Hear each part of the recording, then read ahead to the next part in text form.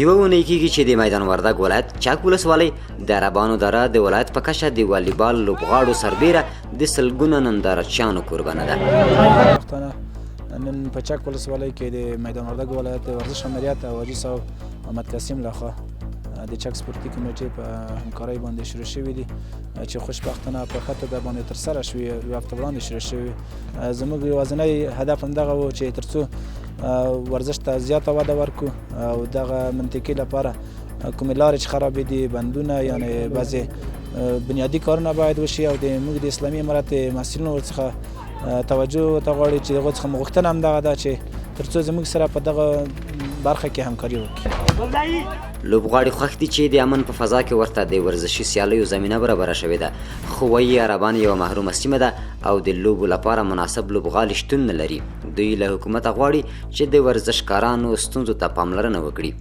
نو اسلامي امارت چې راغلی دی مخکې له دې چې اسلامي امارت نه و هغه وخت کې ډېره سخته وه.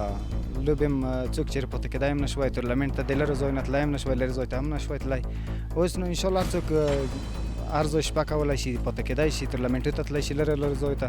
د حکومت هم دغه غوښتنې دي بس چې موږ ته ښه زمینه برابره کړي د ورزش په لوبو کې هر څه لوبي، مثلا د فوټبال، والیبال، بس دغسې موږ به د دغې سیمې اوسېدونکي او د والیبال نندارچیان هم خوښ دي چې له اوږده ځنډ وروسته د امن په فضا کې د لوبو ننداره کوي.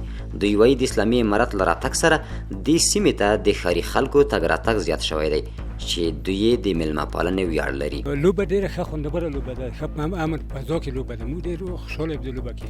تقریبا د 20 کلن ناورین کې تر اوسه په دومره لوی تعداد خلک تر اوسه نه ورټول شوي. دا اولین ځل دی چې په دغه دره کې لوی تعداد خلک ټول شوي دي. د ویلو ده چې د اسلامي امارت په راتګ سره د ورزشي سیالیو لړۍ د میدان وردګ ولایت ټولو ولسوالیو ته غځېدلې او د دې ولایت د اوسېدونکو پر وینا چې دا ډول لوبې د یووالي او سالم چاپیریال په رامنځته کولو کې رغنده رول لري.